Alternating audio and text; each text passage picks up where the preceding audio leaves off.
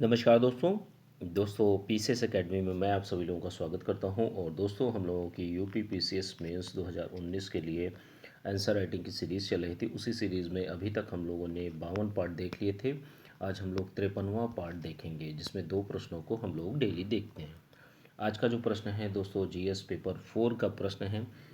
प्रश्न संख्या 105 है और 125 शब्दों में आप लोगों को लिखना है, ठीक है। और जो प्रश्न है, प्रश्न को लिखने से पहले जैसे कुछ सावधानियों को ध्यान में रखना है कि जो ग्रामर की गलतियां हैं आपसे नहीं होनी चाहिए। जो इंट्रोडक्शन पार्ट है, बॉडी पार्ट है, कंक्लूजन पार्ट है, तो तीनों में एक एक कोटेशन, कविता, श्लोक, मूवी के गीत, बोल, महान विचारकों की लाइन, तो इन सारी चीज़ों का समावेश करते हुए आप लोग बहुत अच्छी तरीके से लिख सकते हैं, ठीक है। तथ्यों का भी समावेश करिए, डाटा, डायग्राम, और जो उत्तर है उसमें लयबद्धता होनी चाहिए, शब्दों का चयन अच्छा होना चाहिए, और जो कीवर्ड हैं उनको हाईलाइट जरूर करिए, अंडरलाइन जरूर करिए, ठीक है।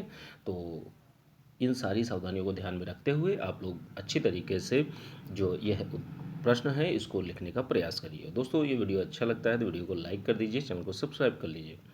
और इसके पीडीएफ दोस्तों 2020 के लिए आंसर राइटिंग का ग्रुप चल रहा है, पेड मेंस 2020 के लिए, ठीक है। यूपी पीसीएस मेंस 2020 के लिए जो लोग भी व्हाट्सएप ग्रुप ज्वाइन करना चाहते हैं, अभी से सारी चीज़ें, लाइव डिस्कशन भी चल रहा है 3 से 4 के बीच में, दोपहर डेली 3 से 4 के बीच में डिस्कशन होता है। क्वेश्चंस इसमें पीटी और मेंस दोनों के प्रश्नों को डिस्कस किया जाता है, तो आप लोग भी देख सकते हैं, ठीक। और जो लोग भी व्हाट्सएप ग्रुप ज्वाइन करना चाहते हैं, डिस्क्रिप्शन बॉक्स में डिटेल पड़ी हुई है, या तो इस नंबर पर मैसेज कर सकते हैं। चलिए आज का प्रश्न देखते हैं। प्रश्न जो है पेपर 4 का है, प्रश्न संख्या 105 है और 125 शब्दों में जो शब्द सीमा है उसी शब्द सीमा में इस प्रश्न को आप लोगों को लिखना है। जैसे व्यक्ति में अभिवृत्ति का निर्माण एवं विकास कैसे होता है, तो इस चीज़ को आप लोगों को बताना है, स्पष्ट करना है कि व्यक्ति में अभिवृत्ति यानी एटीट्यूड का निर्माण कैसे होता है और इसका विकास कैसे होता है, ये चीज़ें बतानी है आपको, ठीक है। तो देखिए एटीट्यूड है क्या। एटीट्यूड का अर्थ यही है कि ये देखिए जन्मजात नहीं होता है, ये गुण जो होता है जन्मजात नहीं होता है, ये समय के अनुसार परावर्तित होता रहता है, परिवर्तित होता रहता है, ठीक है।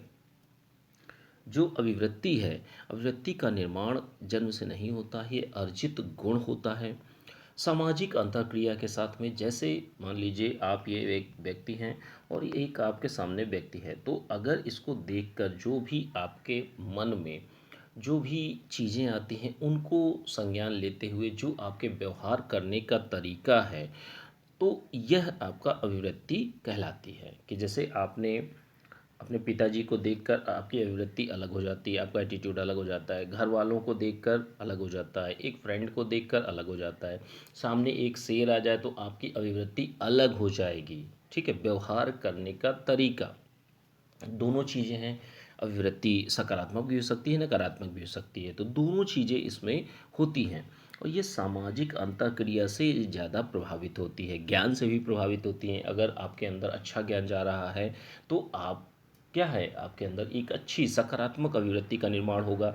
और अगर अच्छा ज्ञान नहीं जा रहा है आपके अंदर, गाली गलौज, दूसरों को मारना काटना, ये सारे मतलब ये सारे के सारे जो भी चीज़ें हैं, ये अगर सीख रहे हैं आप, तो ऐसी स्थिति में क्या होगा, आपके अंदर अच्छे सकारात्मक व्यवहार नहीं हो कर सकेंगे, ठीक है। एक अच्छा जो अच्छी अभिवृत्ति है उसका निर्माण नहीं हो सकेगा, निगेटिव एटीट्यूड आप अपनाएंगे। देखिए सकारात्मक और नकारात्मक दोनों प्रकार की मनोवृत्तियों का निर्माण होता है, लेकिन कुछ कारक मतलब जैसे सूक्ष्म कारक, बहुत ही छोटे से कारक ऐसे होते हैं जो अनुवांशिक होते हैं, नहीं तो अनुवांशिक नहीं होते हैं, ठीक है। अब देखिए जो एक अभिव्यक्ति है इसका निर्माण कैसे किया जा सकता है, कि एक अच्छी अभिव्यक्ति का निर्माण कैसे होता है। दोनों चीज़ें अच्छी भी हो सकती है, बुरी भी हो सकती है। तो सबसे पहला रीज़न यही है कि सामाजिक प्रभावों द्वारा, ठीक है। सामाजिक प्रभाव, समाज में आप रहते हैं, आप जिस सभ्यता और संस्कृति में रहते हैं, जैसे मान लीजिए आप तमिलनाडु में रहते हैं तो वहाँ का रहन सहन, बोलचाल, भाषा, जो लोग हैं वो अलग हैं, ठीक। उत्तर प्रदेश में रहते हैं तो वहाँ के बोलचाल, खान पान, भाषा, तो उसी के तरीके से आप भी बिहेव करेंगे। आप दिल्ली में रहते हैं तो वहाँ के जो आसपास का परिवेश होगा, सामाजिक परिवेश होगा, उसके द्वारा आप प्रभावित होते हैं और उसी के अनुसार प्रभावित होने के बाद आप व्यवहार करने लगते हैं। ठीक है?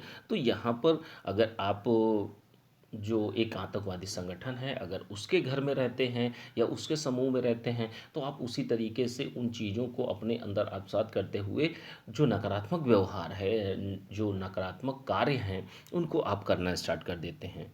ठीक है? तो यह अनुकूलन भी होता है कि आदमी अपने आप को ढाल लेता है कि हाँ, ये चीज़ सही है। ठीक है? दूसरी चीज़ क्या है? दूसरी चीज़ है कि पुरस्कार एवं दंड से। देखिए, जब किसी व्यक्ति को जैसे मान लीजिए जिस समय छोटे थे आप लोग, ठीक है? हम भी छोटे थे, जिस समय हम सभी लोग छोटे थे, तो बचपन में माता और पिताजी दोनों लोग जब डाँटते थे, तो हमारा एटीट्यूड गलत होता था। उनको समझते थे नहीं बताइए हमें मारा, हमारे मम्मी-पापा ने मारा, ऐसा क्यों किया, बहुत गलत किया हमारे साथ में। तो हम नेगेटिव कार्य करने लगते थे। लेकिन जब हमें पुरस्कार दिया जाता था तो हम अपने मॉम डैड से बहुत ज़्यादा प्यार करने लगते थे कि हाँ, मॉम डैड ने बहुत अच्छा किया। जब हम लोगों ने हाई स्कूल में अच्छे मार्क्स प्राप्त किए थे तो उन्होंने साइकिल दिलाई थी, क्या था। तो ऐसे में क्या है, पुरस्कार और दंड की जो यह प्रक्रिया है, यह व्यक्ति के एटीट्यूड को प्रभावित करती है जाकर। ठीक है? तो इससे भी अगर पुरस्कार होगा तो सकारात्मक अभिवृत्ति आएगी, अगर दंड होगा तो नकारात्मक भी आएगी। लेकिन ये तयशुदा रूप में नहीं कहा जा सकता, क्योंकि देखिए कन्फर्म रूप से आप नहीं कह सकते। हो सकता है दंड देने से सकारात्मक, जैसे आदमी की समझ के ऊपर होता है कि दंड देने के बाद भी इंसान अच्छा व्यवहार करने लगता है कि नहीं यार, अब ये मुझे गलत कार्य नहीं करना है। जैसे अभी वर्तमान में ही ऐसे लोग नहीं समझ रहे हैं। पुलिस का डंडा खाने के बाद जब उनको दंड मिल रहा है तब आदमी सोच रहा है कि अब नहीं निकलेंगे हम। तो ये दोनों फ़र्क हैं, ध्यान रखिएगा। ठीक है? लेकिन पुरस्कार में क्या होता है, पुरस्कार में हमेशा एक अच्छी चीज़ होती है कि सकारात्मक चीज़ें होती हैं। ठीक है? तो ये चीज़ें हैं। अगली चीज़ क्या है, साहचर्य द्वारा। कि जैसे मान लीजिए आप हैं और आपके फ्रेंड हैं, तो आप अगर अच्छे हैं तो आप एक अच्छे फ्रेंड के पास में ही रहेंगे, कभी नकारात्मक फ्रेंड के पास में नहीं रहेंगे। क्योंकि उसकी चीज़ें, उसका आचार व्यवहार, जो सोच का है, व्यवहार करने का तरीका है, वो आपको अच्छा ही नहीं लगेगा। ठीक है? तो ऐसी चीज़ में क्या है, ऐसी स्थितियों में साहचर्य द्वारा एक दूसरे से मिलजुल के आप उसी व्यक्ति से मिलेंगे जो सकारात्मक होगा। नकारात्मक जो नेगेटिव व्यक्ति होंगे, ठीक है, जो पॉजिटिव पॉजिटिव से मिलेगा और नेगेटिव नेगेटिव से मिलेगा। ये आपने बहुत बार देखा होगा। होता भी है कि अगर कहीं पॉजिटिव नेगेटिव से मिल गया तो कुछ दिन तो एडजस्टमेंट हो जाएगा, लेकिन फिर थोड़े दिनों के बाद में वो लोग अलग अलग हो जाते हैं। उनको पता है कि ये नकारात्मक पीपल है, ठीक है, निगेटिव व्यक्ति है। तो ये चीज़ें हैं। अगली चीज़ क्या है कि जो अभिव्यक्ति का जो विकास होता है वो सूचना और संचार के द्वारा भी होता है। कि जैसे हम लोग ज़्यादा से ज़्यादा टाइम जो है इंटरनेट, सोशल मीडिया और या तो किसी की महापुरुषों की जीवनी बिताने में करते हैं। तो यहाँ से दोनों चीज़ें हैं। इंटरनेट से क्या है, इंटरनेट आप कहने का मतलब यही है कि एक दो धारी तलवार है। इंटरनेट का उपयोग आप अच्छी चीज़ों में प्रयोग कर सकते हैं, पढ़ाई लिखाई में और बहुत सारी चीज़ों में। या तो आप किसी को गाली देने में, मारने पीटने में या दंगा फैलाने में कार्य कर सकते हैं। और जो इंटरनेट है उससे आप गलत चीज़ों का प्रचार प्रसार भी करने में कर सकते हैं। तो ये सारी चीज़ें हैं।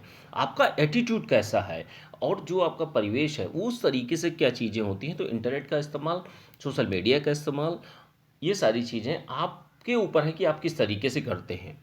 ठीक है? वो डिसाइड करता है आपके माता पिता ने आपको कैसे संस्कार दिए हैं। ठीक है?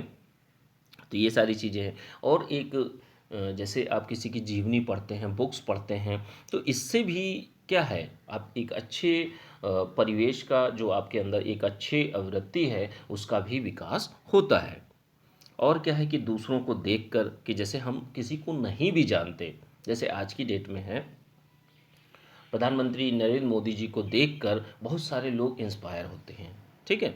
तो कहने का मतलब अच्छे कार्यों के लिए लोग क्या हैं, लोग कहते हैं और वही चीज़ें अपने व्यवहार में अपनाते हैं, वही चीज़ें लोग व्यवहार में भी करते हैं। तो कहने का मतलब ये है कि जो एटीट्यूड दूसरे के देखकर जो चीज़ें आती हैं, कि जैसे बहुत सी ऐसी चीज़ें होंगी कि जैसे मान लीजिए कोई एक लड़की है, किसी दूसरे को देखकर देखती है कि वो इस तरीके से कर रही है, इस तरीके से बिहेव कर रही है, और उसको बहुत अच्छा लग जाता है, तो वो भी उसी तरीके से बिहेव करने लगती है। कोई लड़का या लड़की, कुछ कोई भी हो सकता है, लड़कों में भी यही है, दोनों चीज़ें। और क्या चीज़ है, किससे विकास होता है? तो अभिव्यक्ति का विकास जो व्यक्तिगत अनुभव से भी होता है, कि जैसे अगर हमने कोई नकारात्मक कार्य किया, हमारे साथ में घाटा हो गया, ठीक है, तो उसके बाद हमने सोचा कि अब हम कोई भी निगेटिव कार्य नहीं करेंगे, तो हम अब पॉजिटिव हमेशा रहेंगे, ठीक है। तो ऐसी स्थितियां, व्यक्तिगत अनुभव, ठीक है, इससे भी एक अच्छी अभिवृत्ति का निर्माण होता है।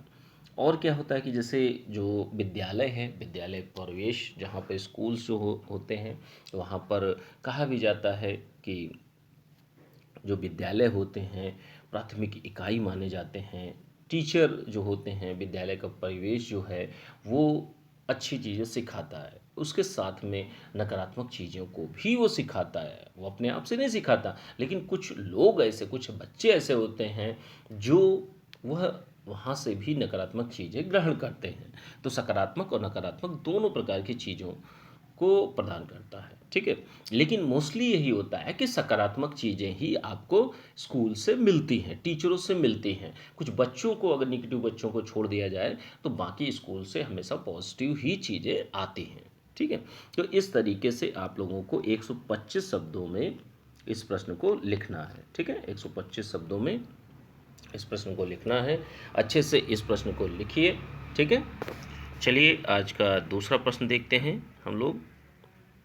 और दोस्तों, मैं आप लोगों को बताना चाहता हूँ कि जो कल की डेट में डिस्कशन होगा वो आपका 14 और 15 मार्च का डेली डिस्कशन होगा, दोपहर में 3 से 4 के बीच में, ठीक है। तो डेली डिस्कशन हो रहा है, आप लोग भी पार्टिसिपेट कर सकते हैं।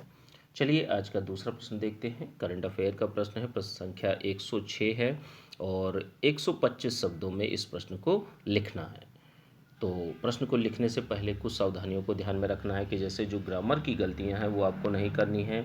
जो इंट्रोडक्शन पार्ट है, बॉडी पार्ट है, कंक्लूजन पार्ट है, तो इन तीनों में अगर एक एक कोटेशन, कविता, श्लोक, मूवी के गीत, बोल, ये सारी चीज़ों को ऐड कर देते हैं तो आपका उत्तर बेहतर हो जाता है, ठीक है।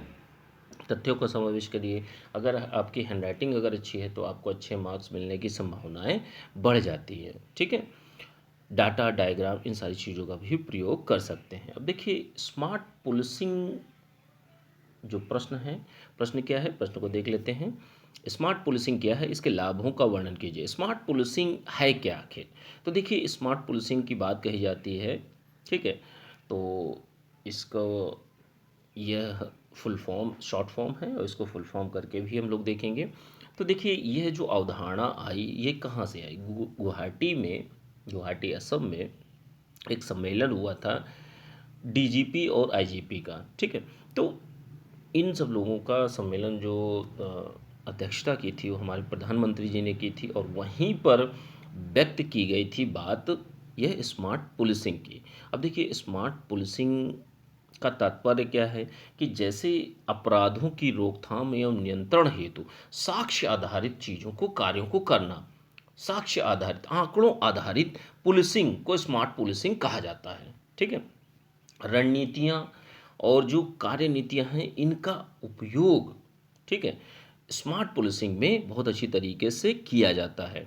अब देखिए स्मार्ट का फुल फॉर्म जान लेते हैं, कि जैसे एस से होता है स्ट्रिक्ट एंड सेंसिटिव, एम से होता है मॉडर्न एंड मोबाइल, और ए से होता है अलर्ट एंड अकाउंटेबिलिटी, और आर से होता है रिलायबल एंड रेस्पॉन्सिव, और टी से होता है ट्रेंड, ठीक है। तो इस तरीके से ये फुल फॉर्म है, और पुलिस को बेहतर, जो स्मार्ट पुलिसिंग है उसको बेहतर बनाने का प्रयास किया जाता है। तो ये सारी की सारी बातें, जो सम्मेलन हुआ था गुवाहाटी में डीजीपी लेवल का, तो उसकी अध्यक्षता हमारे प्रधानमंत्री जी ने की थी, तो उसी में यह स्मार्ट पुलिसिंग की बात कही गई थी। अब देखिए स्मार्ट पुलिसिंग के लाभों को देख लेते हैं। तो देखिए स्मार्ट पुलिसिंग के लाभ कौन कौन से हैं। तो सबसे पहली बात यही है कि साक्ष्य आधारित आपराधिक गतिविधियों पर रोक लगाना, कि जैसे जो भी आपराधिक गतिविधियां हो रही हैं उस पर पूर्ण रूप से रोक लगाना, और अगर कोई पकड़ा जाता है तो साक्ष्य आधारित चीज़ें होनी चाहिए, आंकड़ों आधारित, ऐसे नहीं कि किसी को भी कहीं से भी पकड़ लिया, ठीक है। व्यापक प्रणालीगत रणनीतिक दृष्टिकोण को प्रोत्साहन, कहने का मतलब यहाँ पर एक संस्थागत एक प्रणाली यानी सिस्टम के तहत चीज़ों को करना, ठीक है। एक रणनीति के तहत एक रणनीतिक दृष्टिकोण को प्रोत्साहन देना, ठीक है। तो ये स्मार्ट पुलिसिंग में किया जाता है कि सब कुछ प्लानिंग के तहत हो, एक रणनीति एक स्ट्रैटेजी के तहत हो कि हाँ ये चीज़ें इस तरीके से की जाएंगी।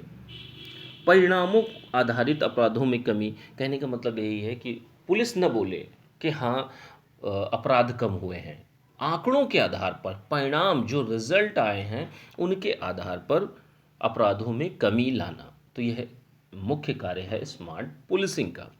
और क्या है कि स्मार्ट पुलिसिंग में जो सूचना संचार प्रौद्योगिकी है, जो सूचना संचार प्रौद्योगिकी है, प्रणालियां हैं, उनको उनका बेहतर उपयोग करना स्मार्ट पुलिसिंग में, ठीक है। हर तरीके से जो नागरिक हैं उनके अधिकारों की रक्षा करना, उनकी सुरक्षा को सुनिश्चित करना, उनके मानव अधिकारों की रक्षा करना, हर तरीके से मानव अधिकारों की और जो सुरक्षा है उसको सुनिश्चित करना, यह कार्य, यह जो लाभ हैं वो आपके स्मार्ट पुलिसिंग के हैं, ठीक है। और क्या है कि स्मार्ट पुलिसिंग के और से लाभ हैं कि जैसे इसमें पुलिस बल को नागरिक अनुकूलन बनाने की बात कही जाती है कि जो भी स्मार्ट पुलिसिंग हो रही है इसमें गलत के साथ में गलत हो, जैसे किसी ने अपराध किया है तो उसको आंकड़ों के आधार पर या साक्ष्यों के आधार पर उसको सजा दिलाना, और अगर जिसने नहीं किया है उसको ऐसे ही, जैसे बहुत से ऐसे लोग हैं जिनका आरोप भी साबित नहीं होता, उस उनके पास में मतलब कोई भी किसी प्रकार से आंकड़े नहीं मिलते और वह बाद में छूट जाते हैं 2-3 साल जेल करने के बाद, ठीक है। तो ऐसी परिस्थितियां ना हो, तो इस बात इन चीज़ों को कहा गया है स्मार्ट पुलिसिंग के अंतर्गत कि किसी भी बेकसूर इंसान को सजा ना हो, ठीक है। और अच्छी तरीके से स्मार्ट पुलिसिंग को लागू करना लोगों के ऊपर, नागरिकों के ऊपर और समाज के ऊपर, संस्थानों के ऊपर अच्छी तरीके से कि किसी भी प्रकार से जो आपराधिक गतिविधियां हैं उस पर रोकथाम लगे, उस पर नियंत्रण हो और एक स्मार्ट पुलिसिंग से सारी चीज़ें अच्छी हों, ठीक है। तो इस तरीके से आप लोगों को बताना है, लिखना है, 125 शब्दों में इस प्रश्न को आप लोगों को बहुत अच्छी तरीके से लिखिए, ठीक है। और इसकी पीडीएफ दोस्तों आप लोगों को पेड व्हाट्सएप ग्रुप चल रहा है 2020 का, तो जो लोग भी मेंस का व्हाट्सएप ग्रुप ज्वाइन करना चाहते हैं, अभी बहुत सारे दिन भी हैं और समय भी है, आप लोग चाहें तो notes, videos, full test series लेकर अभी से तैयारी स्टार्ट कर सकते हैं, ठीक है। चलिए ठीक है, थैंक यू देखने के लिए।